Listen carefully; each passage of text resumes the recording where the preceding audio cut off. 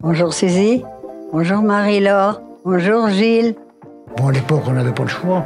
On vit dans un monde, faut voir. On peut pas tout dire, hein. C'est comme ça. C'est la vie. Parce que pour comprendre le monde qui nous entoure, il faut comprendre le monde duquel on vient. Vous entendrez ici des portraits qui retracent la vie de nos aînés. Je suis Capucine Jacob et vous écoutez Entre-temps, un trait d'union entre hier et aujourd'hui, un espace de parole où le passé est raconté par ceux qui l'ont vécu, et vous allez voir, c'est passionnant. Est-ce que vous croyez que le monde va mieux? Je ne sais pas. Vous m'en demandez trop. Le portrait que je vous propose aujourd'hui est celui de Louis.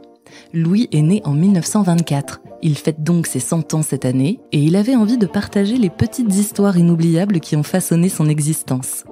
Dans cet épisode, vous allez découvrir comment et pourquoi il participe au sabotage de la flotte française à Toulon pendant la Seconde Guerre mondiale. Il nous racontera aussi comment ses rêves déçus l'ont tout de même conduit sur les rails du succès à la RATP. Louis nous parlera également d'amour et nous livrera les secrets d'un couple heureux et ça fait toujours du bien. Enfin, si vous voulez connaître la recette de cet homme pour être dans une forme olympique à 100 ans, restez bien jusqu'à la fin de ce fascinant récit. Bonne écoute!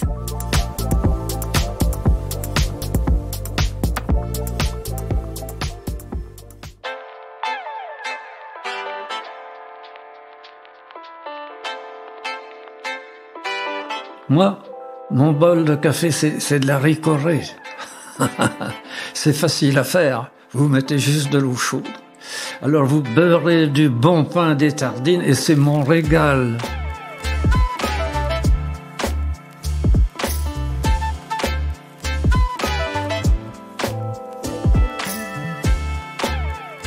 Je suis né le 5 mars 1924 à Iffignac, d'un père charron et d'une mère ménagère. Charron, on trouve le mot charrette. À ce moment-là, il cherchait un orme dans la région, un tronc de 40 cm. De là, il coupait et il faisait le moyeu de la roue. Alors il avait un espèce de tour à main, avec moment il tournait ça, il sculptait, et puis il faisait la place des raies. Les raies c'était de l'acacia, les jantes c'était de l'orme. Il faisait des charrettes aussi pour les paysans, parce que à cette époque-là, à Iffignac, on cultivait beaucoup d'oignons, puis il fallait les emmener dans la charrette, on en mettait une tonne jusque la gare d'Iffignac. Il y avait beaucoup de chevaux à circuler sur la route. Moi, à 12 ans, mon père m'a fait une petite carriole, comme ça, avec des roues de voiture, une petite pelle, et on m'envoyait ramasser le crottin des chevaux sur la route. Je ramenais ça à la maison pour faire de l'engrais dans le jardin. J'ai eu une jeunesse difficile, où un sou était un sou.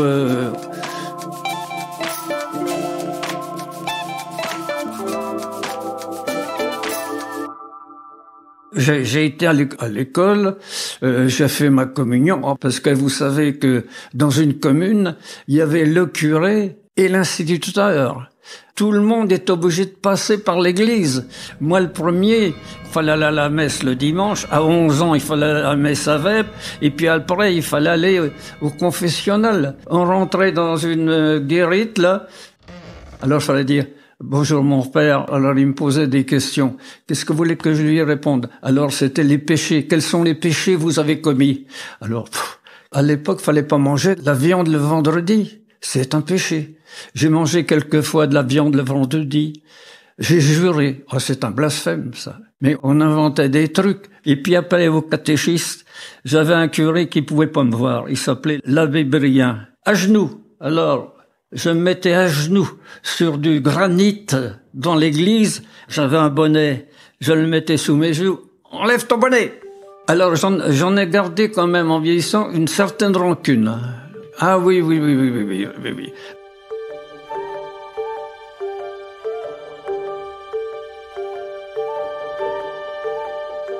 Eh ben, écoutez, comme beaucoup, j'ai eu mon certificat d'études. C'était mon seul diplôme. Quand j'ai eu 12 ans, on n'est plus à l'école. Mes parents m'ont envoyé, pour faire bien, à l'école Curie à Saint-Brieuc pendant 1 an. Et puis alors, on prenait pension que je nommé mon choix. On mangeait le midi, on était plusieurs, des jeunes comme ça. Oh, ça coûtait pas cher. On avait souvent de la purée saucisse et une noix ou une bricole, mais ça coûtait 1 franc. Et tous les lundis, maman me donnait 100 sous, 5 francs, et elle me disait, regarde donc si tu me coûtes cher. Alors donc quand j'ai vu ça, j'ai pas insisté et j'ai commencé à travailler très tôt.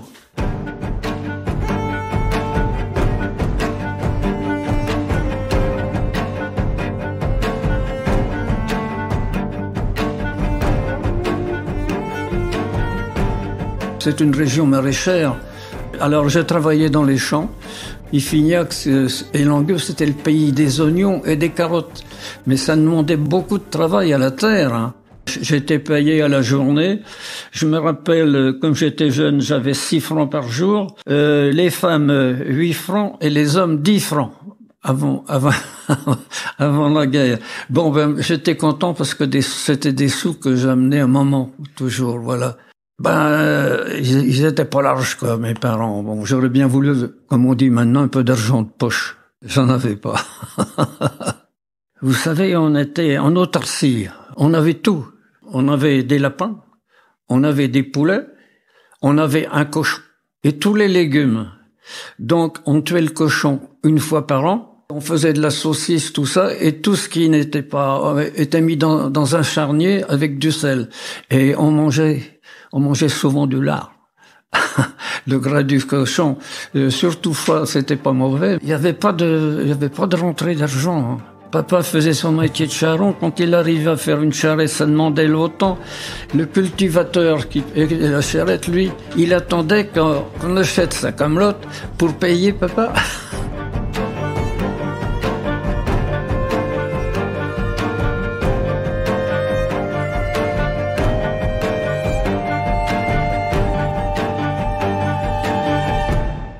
Et puis après, la guerre, papa avec son métier de charron, il n'avait plus tellement de travail.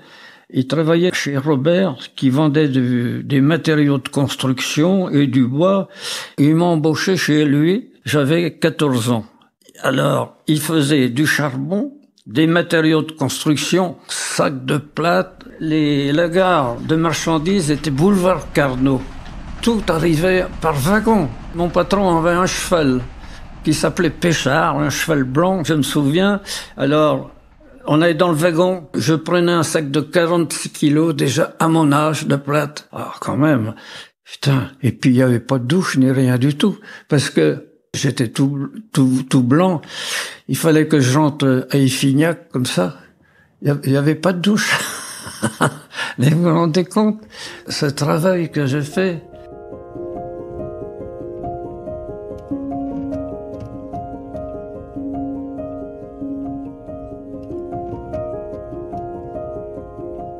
Quand on a signalé que les Allemands allaient arriver, tous les gens Iffignac ont fermé leurs volets. Avec mes parents et des voisins, on avait peur parce que les Allemands de 14-18 étaient méchants envers la population. Et les anciens qui avaient vécu 14-18 ne pouvaient pas les voir. Alors on avait peur.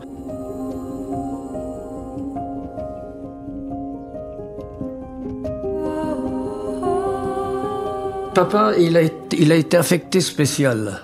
Affecté spécial, comme il était menuisier, on a fait des baraques en bois pour accueillir les réfugiés français qui venaient du Nord et partout. Alors j'ai toujours travaillé quand même. Alors chez Robert en question, les Allemands sont venus chez lui. Ils sont venus réquisitionner du bois. J'ai même débité du bois pour eux, mais c'était comme ça. Ils nous l'imposaient.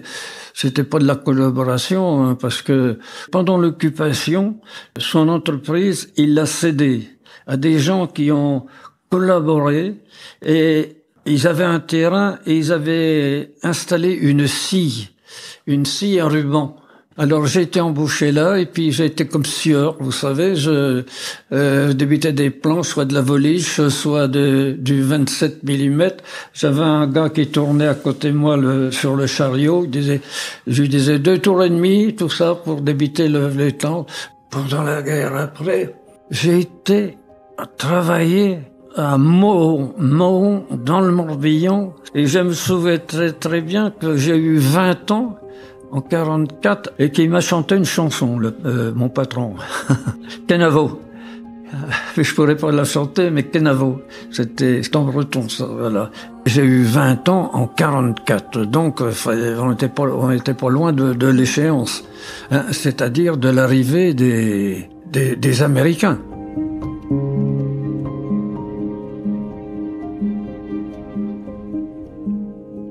Il s'est passé une épisode quand même, puisque en 42, j'étais au sabordage de la flotte à Toulon.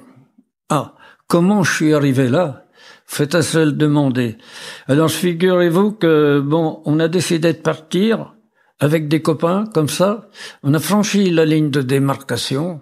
La France était divisée en deux. Et la frontière, c'était à Vierzon. Il fallait la franchir. Je suis arrivé le 25 septembre là-bas, à Toulon. On s'est engagé dans la marine parce que on voulait rejoindre De Gaulle. Mais De Gaulle, pour nous, c'était quelqu'un de formidable. Je l'ai toujours admiré, moi. Ah oui, oui, oui. Alors, on voulait le rejoindre. Mais manque de peau. Dans la marine, j'ai été affecté sur un croiseur. Hein, j'étais matelot sans spécialité, mais attendant de cours télémétriste. Ah, j'avais choisi ça, je sais pas ce que ça voulait. Enfin, à un moment, allez, tout le monde sur le pont pour le combat. Alors j'étais sur le hangar à hydravion, c'est un croiseur de 10 000 tonnes, le Galissonière, parce que les Allemands avaient envahi la zone libre et arrivaient à Toulon. Alors, j'étais là sur le hangar à hydravion, il y avait les Allemands qui passaient, parce qu'ils ont mouillé, pour pas que les bateaux partent, ils ont mis des mines dans la passe à la sortie de Toulon. Le bateau s'est sabordé, c'est un croiseur de 10 000 tonnes quand même, ils ont ouvert les vannes. Plus rien, il y avait le Clémenceau, il s'est sabordé, le bateau a volé en éclats et tout ça, oui. Alors, j'ai dit, ça y est, on va aller en Allemagne. Mais non, on s'est retrouvés là, enfermés dans un bâtiment qui servait à l'école des fourriers. On a été 2 jours enfermés là, sans manger, oui. Mais ils vont dire, qu'est-ce qu'ils vont faire de nous? On a été renvoyés dans nos foyers. Alors, à leur départ, comme j'avais été dans la marine, et on m'a envoyé dans la marine à Brest. De là, j'ai été affecté dans une section de canonniers marins. J'avais la tenue anglaise, battle dress, vous savez. Et bien, malgré tout, on avait gardé le béret à pompons. Je crois qu'on a dû m'envoyer à Rochefort. C'est à ce moment-là que je suis devenu ancien combattant, parce que on a gardé les Allemands. On avait fait un cercle là, et puis, ma foi, on les gardait. On les gardait si bien que moi j'ai été affecté un jour au poste de commandement, mais on était bien dans l'air d'un château, il y avait une ferme. C'était monsieur et madame Lucaso à Demeursac. Moi je me rappellerai toujours de leur nom. Ils étaient tellement gentils. Et un jour il a fallu les quitter.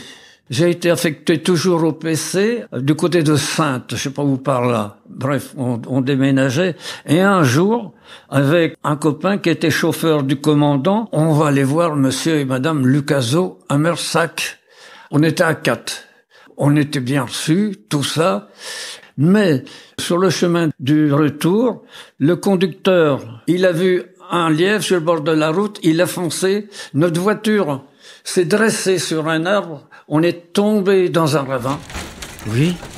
Un cas de fer en l'air et le conducteur a été tué. Celui qui était devant était une jambe cassée et les 2 qui étaient derrière, dont moi avec ma bouteille, j'ai rien eu. Alors, on est parti. On a trouvé un café d'ouvert. On a été obligé de donner l'alerte. Ah oui, mais pourquoi il était là avec la voiture? Alors, j'ai été condamné à 1 mois de prison. J'ai été à la maritime de Rochefort, mais alors là, vous êtes reçus, des brutes. Ah, ce sont les fusiliers marins. Ils sont durs, hein. Je me rappelle, on nous a mis les mains derrière le dos, on a été tondus, hein, on nous a enlevé les lacets, on était couchés sur de la paille, il y avait des puces partout. Le matin, à 6 heures du matin, il fallait être debout parce que les sacos, c'était les fusiliers marins qui nous gardaient. s'amenait avec un ceinturon et nous tapait dessus. Ah ben, on n'était pas des gens normaux, on était prisonniers.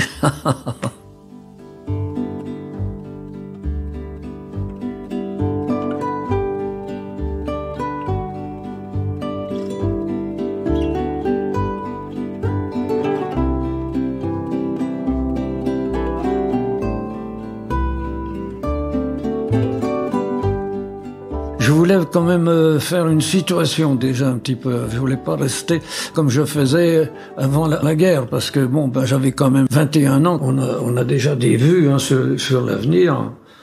Moi, mes rêves, c'était devenir gardien de la paix à Paris. Pourquoi? Parce que j'avais mon oncle, je voulais être comme lui, gardien de la paix. J'ai réussi mon concours, hein, tout ça, mais quand je suis rentré, oh là là! Vous êtes trop petit, mon ami. Ah bon? Il fallait faire 1m70. On va vous toiser quand même, qu'il a dit, mais on peut pas vous prendre. 1m67 et demi. Alors c'est bien que je suis donc resté à Paris et mon oncle et ma tante m'ont mis en relation avec un gars du métro. Donc je fais une demande au métro. Je suis accepté en tant que surveillant temporaire. Je suis affecté à la mairie d'Ivry. J'étais licencié avant un an pour ne pas être commissionné. Pendant ma licence, moi j'étais un bosseur. Pourquoi? J'avais tellement bossé pour connu la misère, le travail, les sacs de plâtre, le charbon, tout ça que je voulais réussir dans la vie. J'ai été aux conférences de la RATP, tout ça. Il y a pas un an que j'étais là, j'étais reçu déjà conducteur à la RATP. Mais vous vous rendez compte, j'avais un des plus jeunes. J'ai continué, j'ai bossé, j'ai été aux conférences. J'avais 26 ans, j'ai été reçu concours de maîtrise. J'avais déjà un commandement à la RATP. Vous vous rendez compte? J'ai tellement monté en grade que j'ai terminé inspecteur principal, chef de ligne. J'étais responsable de toute une ligne de métro, mairie de Montreuil, Pont-de-Sèvres. C'était moi le patron.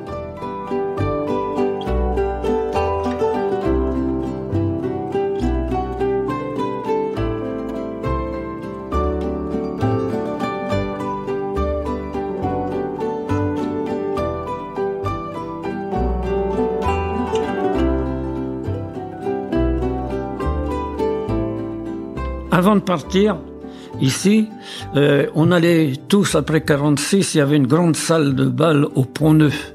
Au Pont-Neuf, puis vous savez, c'était un orchestre avec accordéon, tout ça, puis tout le monde dansait, quoi. Ben oui, parce que, vous savez, quand on dansait comme ça, bon ben, il y avait les filles qui attendaient le cavalier. J'ai fait une petite danse avec elle et elle me dit, il y aura bal dimanche à Lyon.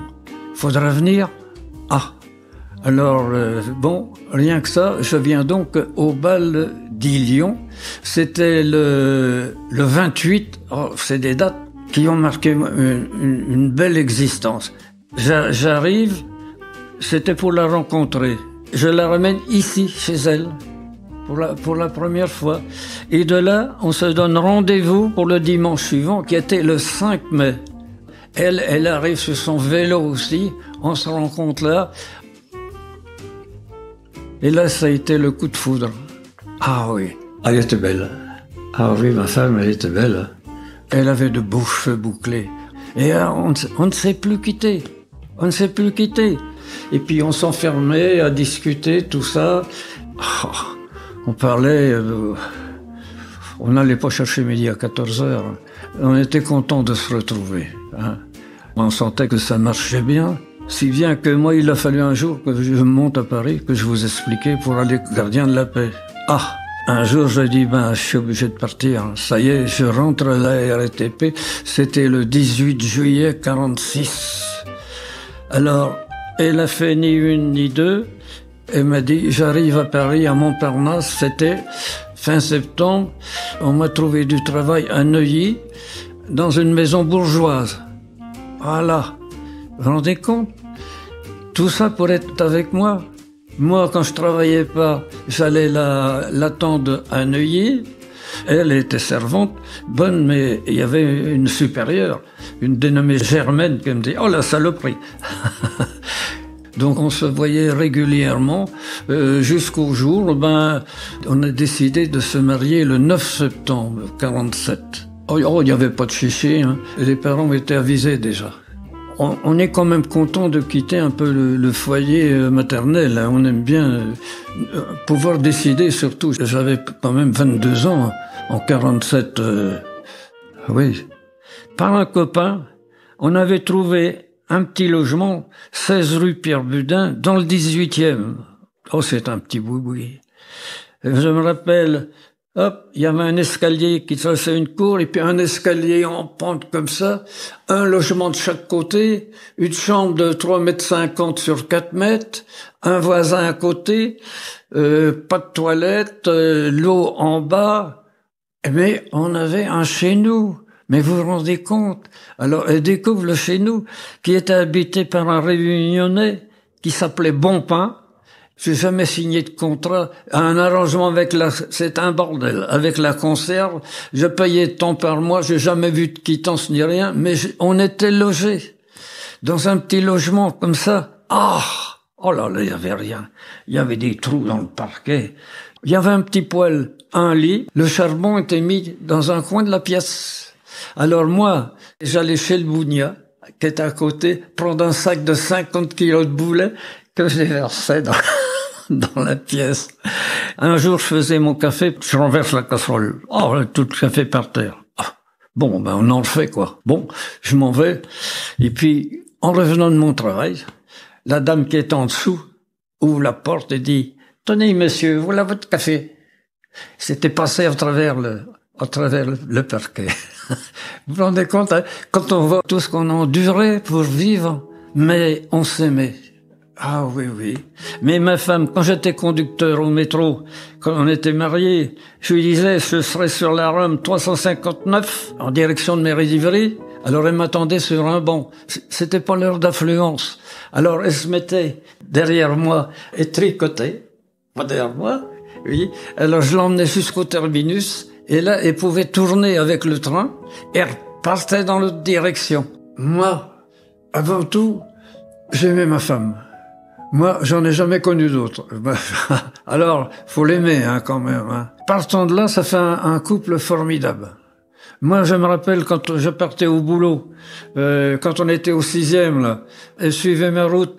Quand je savais qu'elle n'allait plus me voir, je me retournais, elle me faisait ouh, mais... Ah oui, oui, avec ma femme, ça a été un régal. Ah oui, oui, toute notre vie ensemble, comme ça. J'étais pas un coureur de jupons, d'ailleurs. Ni elle non plus, je crois pas. Alors déjà, partant de là, j'allais pas chercher ailleurs ce que j'avais besoin chez moi. Hein, c'est tout.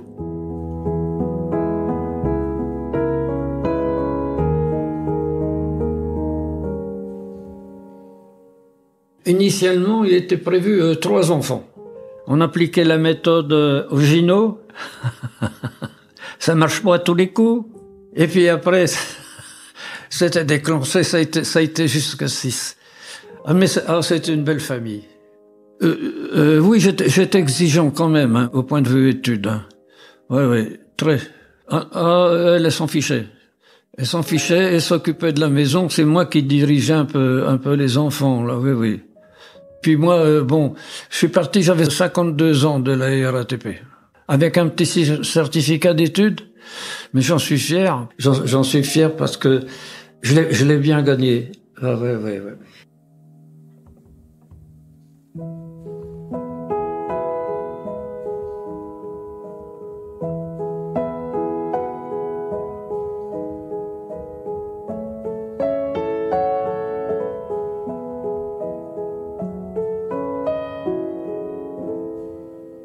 C'est incroyable d'être comme vous êtes à 100 ans. Ah, mais tout le monde me dit. On me demande même Marcette. Eh ben, Marcette, je dis, j'ai toujours été actif. Il faut de l'activité.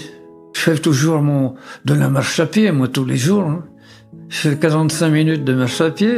Je peux plus monter en vélo parce que je me casserais la gueule. J'ai fait du vélo jusqu'à 96 ans. Alors, de 96 à 98, je fais du vélo électrique. Et qu'est-ce que je dirais aux jeunes? Pour faire ce que je fais, il faut avoir souffert dans sa jeunesse. Quand je me suis vu introduit à la RATP, je dis, petit gars, vas-y, fonce, faut que tu réussisses. Et bon Dieu, j'ai réussi.